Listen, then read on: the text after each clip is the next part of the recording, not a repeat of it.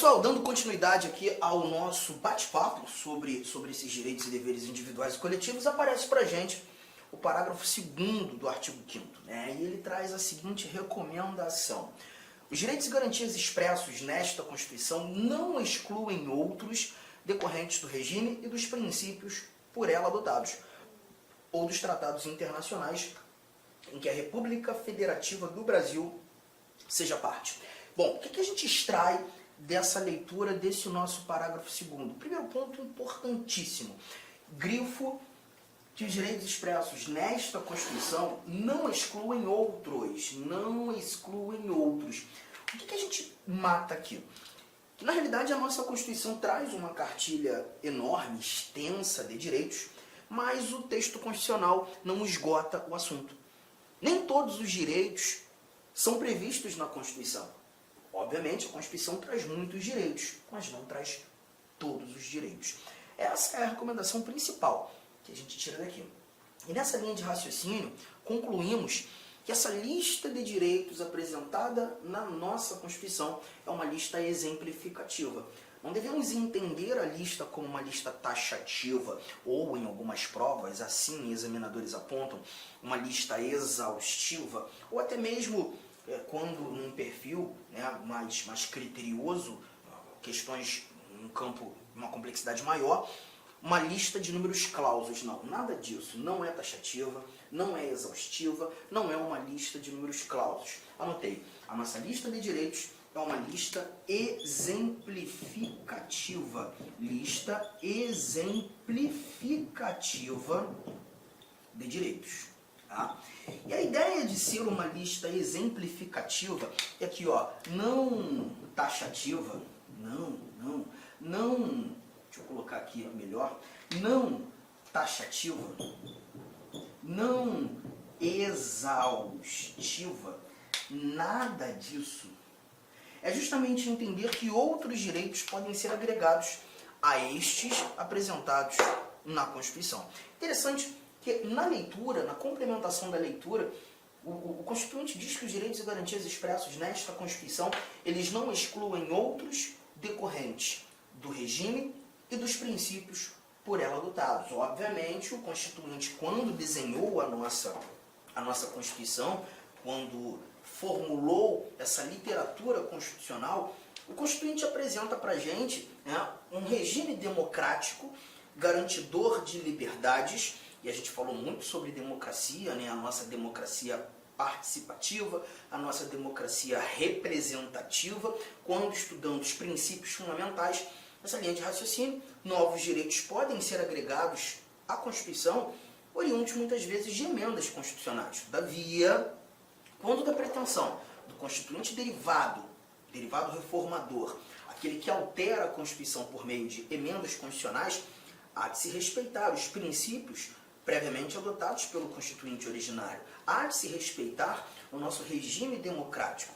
Então a ideia é, novos direitos podem chegar por meio de emendas constitucionais. Um bom exemplo está aqui, se eu voltar aqui o nosso slide, eu tenho um inciso 79.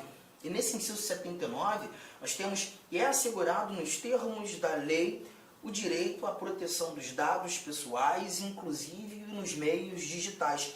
Esse inciso 79 não é uma redação original da Constituição de 88, assim como o 78, né? A todos no âmbito judicial e administrativo são assegurados a razoável duração do processo e os meios que garantam a celeridade de sua tramitação. Então a gente verifica nessa linha aqui, essas informações, que a proteção de dados, direito fundamental, e a razoável duração dos processos, sejam eles processos judiciais, sejam eles processos administrativos, foram orientações inseridas por meio de emendas constitucionais.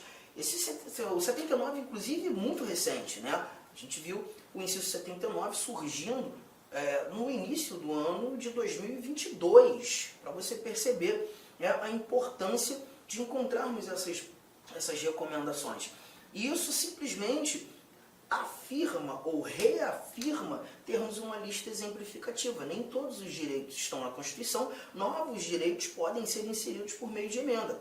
De novo, mas importante levarmos em consideração os princípios, os preceitos, o regime adotados pelo Constituinte originário. Mas para mim essa parte nem é a mais importante. Sim, essa interpretação é importante, mas não é a mais importante que a gente consegue matar, tendo como parâmetro o parágrafo 2º. Para mim esse ou em diante aqui é algo muito importante, quando a gente verifica que novos direitos podem também ser agregados por meio de tratados internacionais em que a República Federativa do Brasil seja parte. E aí a gente leva em consideração que o Brasil é signatário, sim, de vários tratados internacionais que versam sobre direitos humanos. Os direitos humanos. Olha, é muito importante nós levarmos em consideração o que seria direitos humanos, ou o que seriam os direitos humanos.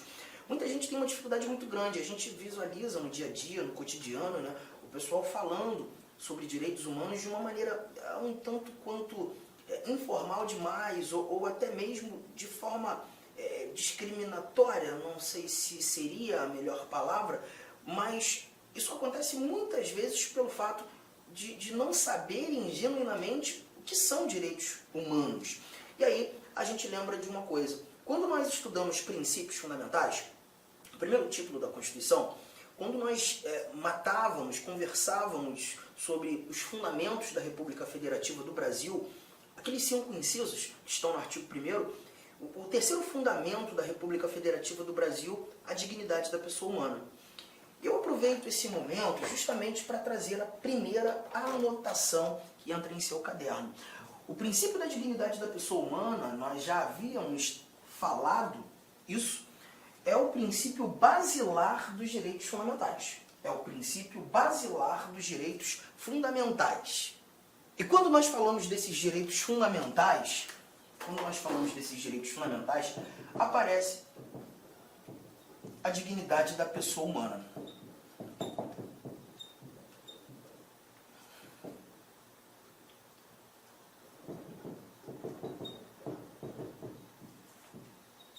Bom, vamos lá, vamos entender isso aqui. Tá? Direitos fundamentais são desdobramentos do princípio da dignidade da pessoa humana.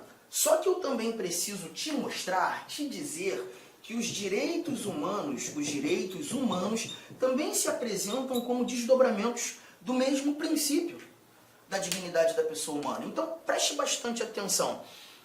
Vou ter que trazer um exemplo, né, de um ato internacional muito importante nessa conjugação. Por exemplo, quando nós falamos... Oi, alô? Ah, então beleza. Tá, show de bola. Obrigado, irmão. Valeu.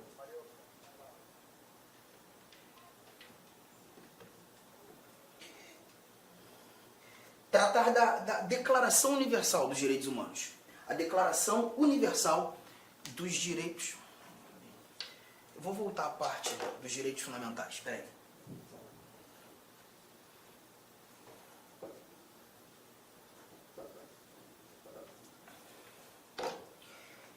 E tendo como parâmetro os direitos fundamentais, fazendo esse link, a dignidade da pessoa humana, qual é a relação? Direitos fundamentais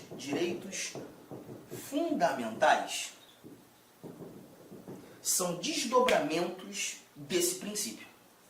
Tudo bem? Até aqui? Só que eu também preciso te dizer que os direitos humanos também se apresentam como desdobramentos desse mesmo princípio.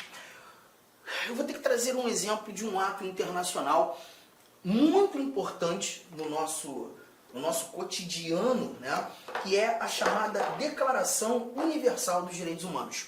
Essa Declaração Universal dos Direitos Humanos foi o primeiro ato internacional sobre essa ramificação de direitos humanos, um ato que buscou efetivamente internacionalizar direitos humanos. Esse ato nasce 3 anos após a criação da ONU, pela Assembleia Geral das Nações Unidas, precisamente no dia 10 de dezembro de 1948, em Paris. E ali a gente encontra 30 artigos nessa Declaração Universal dos Direitos Humanos. 30 artigos. Bom, vamos lá, vamos entender isso aqui. Dentre os artigos nós temos liberdade de locomoção, nós temos liberdade de credo religioso, vedação à tortura, falamos sobre remédios constitucionais, temos informações sobre direito de propriedade, sobre direito de nacionalidade, fala sobre educação, fala sobre direitos políticos. Então você percebe que na conjuntura da Declaração Universal dos Direitos Humanos, os exemplos que eu citei aqui são exemplos que também encontramos na Constituição, na nossa Constituição de 1988. Aí alguém poderia dizer, então você está querendo me dizer que a Declaração Universal dos Direitos Humanos teve como parâmetro os direitos fundamentais apresentados na nossa Constituição? Não, ao contrário. Os direitos fundamentais traduzidos no nosso texto constitucional, que na realidade tiveram como parâmetro a Declaração Universal dos Direitos Humanos e alguns outros tratados internacionais que versam sobre a matéria. Perceba, tratam do mesmo conteúdo, ambos desdobramentos do mesmo princípio, o princípio da dignidade da pessoa humana. Então não há diferença? Há diferença, mas a diferença não está no conteúdo, na matéria. A diferença, ela está na aplicabilidade, porque quando tratando dos direitos fundamentais, nós verificamos aplicabilidade nacional. Aplicabilidade nacional. Os direitos fundamentais são apresentados em constituições e terão aplicabilidade no território daquele determinado Estado soberano. Os direitos humanos, por sua vez, já apresentam para a gente aplicabilidade universal. Então a gente está verificando aqui facilmente que nós temos na realidade desdobramentos do mesmo princípio, mas com aplicabilidades distintas.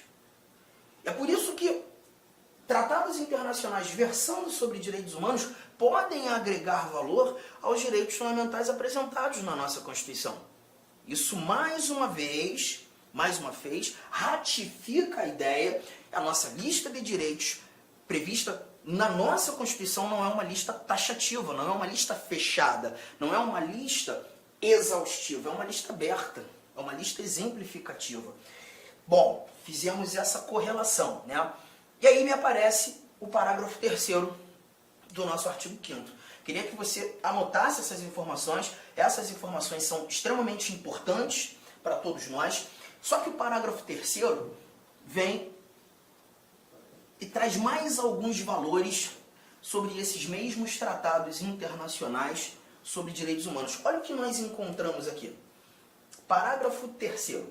Os tratados e convenções internacionais sobre direitos humanos que forem aprovados em cada casa do Congresso Nacional, 2 turnos, 3/5 dos votos dos respectivos membros serão equivalentes às emendas constitucionais. Perceba que o parágrafo 3º, ele traz para a gente os tratados internacionais tendo que passar por uma aprovação, por uma confirmação do nosso Congresso Nacional. Bom, nitidamente, na interpretação, nós verificamos que os tratados internacionais eles não são criados pelo nosso legislador, pelo nosso poder legislativo, mas eles devem ser confirmados pelo nosso legislador, pelo nosso poder legislativo. Aí eu te lembro um detalhe, não faz parte desse conteúdo nesse momento, mas quando nós estudamos as competências do Presidente da República, artigo 84, inciso 8º, nós encontramos que compete privativamente ao Presidente da República celebrar tratados e convenções internacionais, presidente agindo como chefe de Estado, representando a soberania da República Federativa do Brasil, sujeitos a referendo do Congresso Nacional. E aí a gente vem mais uma vez para o quadro para fazer mais uma anotação. Essa anotação aqui, ó, as equiparações dos tratados internacionais. Cuidado com esse bate-papo, isso aqui é extremamente relevante para a gente. Começa assim, ó. Em regra geral, os tratados internacionais, eles são equiparados às leis ordinárias federais. Eles são celebrados pelo Presidente da República e sujeitos ao crivo do nosso Congresso Nacional. E quando falo crivo do Congresso Nacional, esse tratado internacional que tem força de lei, uma norma infraconstitucional, ato normativo que está abaixo da Constituição, devem passar pelas duas casas do Congresso Nacional, Câmara dos Deputados, Senado Federal, as duas casas do Congresso, a exigência de um único turno de aprovação e a maioria mais fácil que tem, a maioria simples, que é aquela maioria que a gente costuma dizer metade mais um daqueles que estão presentes naquela determinada sessão de deliberação, aquela determinada sessão de votação, tá? É engraçado, eu tinha estudado isso de uma outra forma. Eu tinha estudado isso aqui, duas casas, 2 turnos, 3/5. Não é isso? Calma, por enquanto, ainda não. Porque a gente está tratando dos tratados internacionais que têm força de lei. Esse tratado ou essa equiparação é a equiparação regra, tá? Quando a gente vai lá para o parágrafo 3º do artigo 5º, aquele que a gente acabou de ler, nós verificaremos um outro tratado, que são os tratados internacionais que versam sobre direitos humanos. Aí o cuidado que você tem que ter. Esses tratados, esses aqui, acabam tendo força de emenda constitucional. Acabam tendo força de emenda constitucional. E aí sim, se você busca dar força de emenda, se esse tratado vai ter força de norma constitucional, não de uma lei qualquer, se esse tratado vai estar lá junto aos dispositivos da Constituição e não abaixo da Constituição, aí o processo de aprovação ele é diferente. A exigência, sim, passar pelas duas casas do Congresso, de novo, Câmara dos Deputados, Senado Federal. Inicialmente, eu gostaria de pedir licença para vocês, pois interrompi seus estudos, mas este vídeo é um vídeo demonstrativo para você conhecer os nossos processos.